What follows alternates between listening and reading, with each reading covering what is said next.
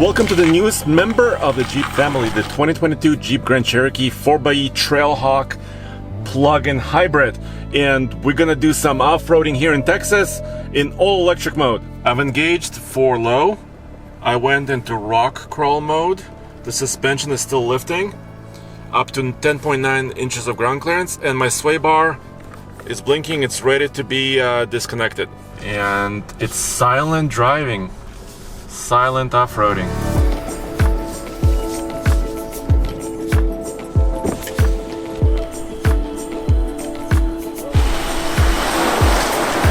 Trailhawk Grand Cherokees have been around before. This one is very special because it's all electric, and I have 25 miles of all electric range.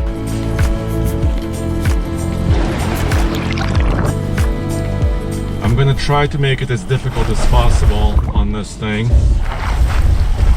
You could hear the traction control working, and right now I am in the highest suspension setting, which is OffRoad 2, which is supposed to offer up to 10.9 inches of maximum ground clearance. What Jeep has done to create this latest electrified SUV in their lineup is they're basically using a very similar powertrain that's currently on sale in the Wrangler 4xe. The engine is actually sitting very, very deep in the engine bay. It is a 2-liter straight six. The turbocharger is on the driver's side over here. There is an electric AC compressor. There's a little starter generator motor down here, and the main electric motor is hiding between the engine and the transmission way down deep inside of it. The total output is 375 horsepower, 470 pound-feet of torque, 8-speed automatic, and they say a 6-second 0 to 60 is possible. Base price for a Trailhawk version of the plug-in, $62,485. It's got a few options: luxury tech, advanced protection, dual pane sunroof. Final bill is $70,190. Has an electric motor where the torque converter used to be, and 8-speed automatic, and it's using these Goodyear Wrangler Territory AT tires. They're not super big though. It's loose. This trail was identified and selected by Jeep. This is the first drive event. And I have spotters outside helping me. I also have cameras. The Trailhawk version of the new plug-in Grand Cherokee has kind of unique bodywork up front. It has a little bit better approach angle than some other versions of this Grand Cherokee. Of course, it has those two blue tow hooks up front, one tow hook in the back, independent suspension all the way around. Well, do you hear that? That's a skid plate. And the batteries are underneath the back seat, the rear seat, and they're protected by 3.5mm steel. Very, very heavy duty skid plates, because off-road, of course, you don't want to puncture battery. By the way, I'm still in all electric mode. The engine hasn't tried to come on yet because I selected all electric mode. Okay, now I'm doing a side tilt exercise. This is pretty getting hairy. I'm lifting a tire.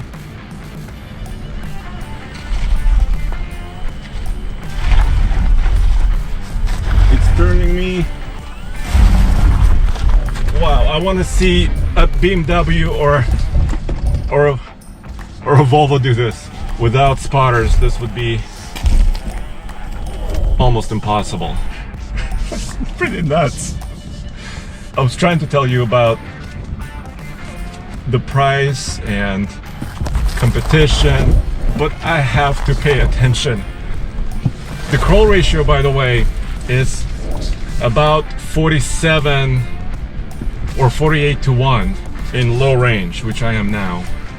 So it's not stellar. I mean, if you wanted crawl ratio, get a Wrangler.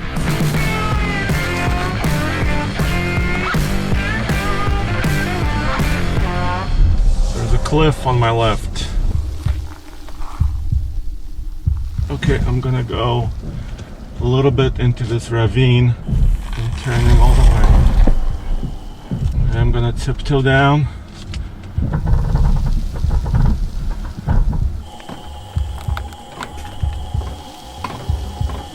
It's a little bit sketchy.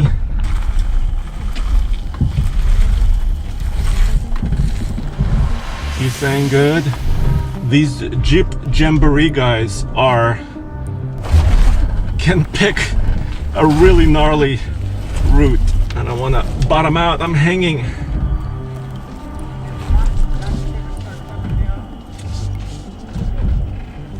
Okay, my approach angle.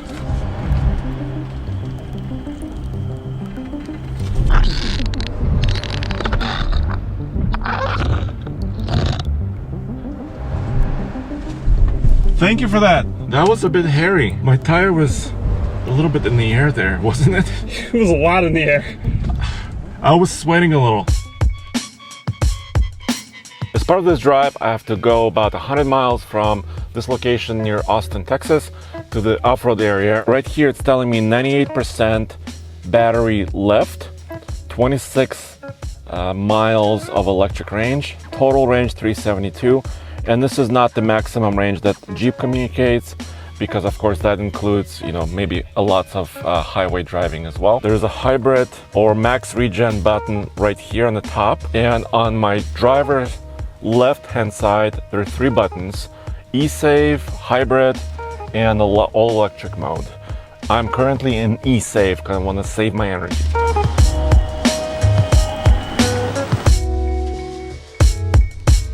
Trip update. I have gone 75 miles, and the computer is telling me almost 9 of those miles were electric, even though I'm in e-save mode. So basically what's happening is it's acting like a regular hybrid, not a plug-in.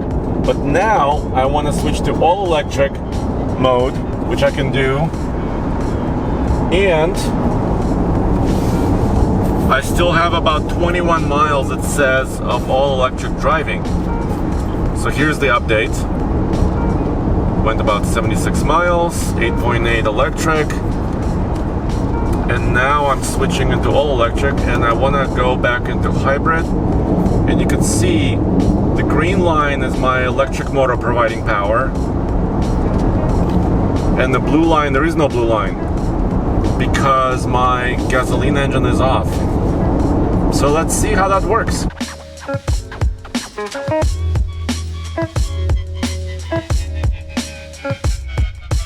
So I just got a message that electric only mode was temporarily unavailable. So I am using a little bit of gasoline power now. Interesting, but it went about, I want to say 8 or 9 miles at highway speeds. I wonder why. I have 5.6 miles left to the off-road course, and this says I have 4 miles left, but I am going slower now on the side road. I'm hoping I can stretch it out. Let's see if I can do it.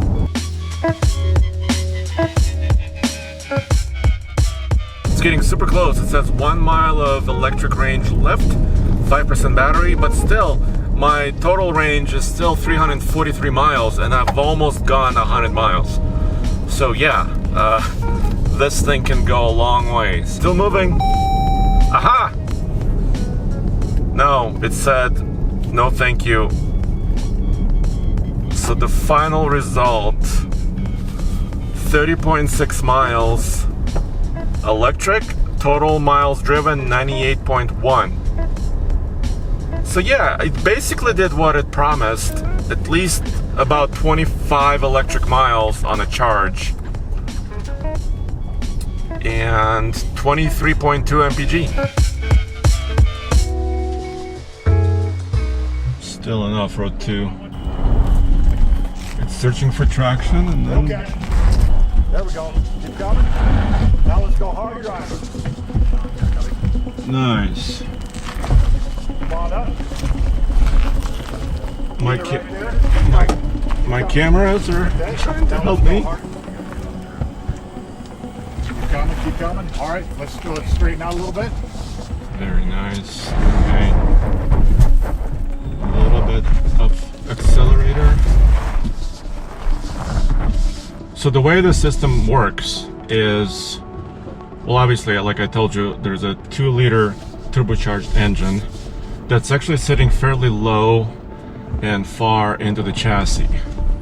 It's basically between the front wheels, and actually one of the drive shafts is going through the oil pan, and they did it because to get the engine as low as possible and as back as possible. Then behind it is the transmission electric motor system. Where the torque converter used to be sits an electric motor, and it's powerful enough to actually give you 25 miles of everyday driving up to highway speeds, around town, anything you want. It's also torquey enough to allow me to do this off-road course in electricity alone. And it's actually, in my opinion, enhances the off-road experience because I could hear, my tires, I can hear the terrain, I can enjoy nature around me, the birds and everything else that's happening around here. And of course there's also the 8-speed automatic, and of course the drive shaft going to the back, and also the system is able to appropriate power in the rear side to side as well. So of course the front axle could be disconnected if I didn't need 4-wheel drive, like cruising down the road. But right here it's maximum traction, and it can also go side to side, so it can appropriate power where it's needed. And as you saw there, it can do some hard stuff, even with these tires that are not huge. These 265/60 R18s.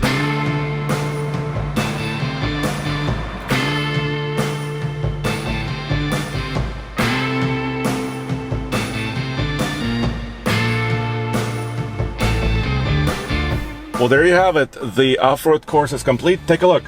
I used about 4 miles of range, about maybe 17%-ish. I started with 99-ish% of battery. This was really hard crawling, and I'm carrying, quite a bit of weight in this vehicle. And yeah, it did all of that in all electric mode, and the gasoline engine never started. So that's one of the benefits of a plug-in hybrid, because you have 17.3 approximately kilowatt hour pack. You could charge it at 7 kilowatts. Charger maximum charge 7 kilowatt. You can charge the full battery in about 3.5 hours, 3.4 hours if you wanted to. 25 miles of total range in the all electric, 470 miles in total combined range using the fuel tank. And the price that starts at about $62,000 plus destination for the Trailhawk version. The base 4xe Grand Cherokee starts at about $57,700. The Trailhawk version, it has a few more goodies, of course, different styling.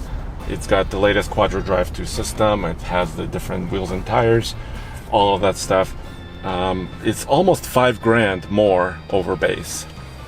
But if I was choosing a Grand Cherokee 4xe, I think this is the one I would choose. The styling, the capability, kind of the macho persona that it has, I really like. As always, go back to TFLoffroad.com, TFL-studios.com for everything automotive.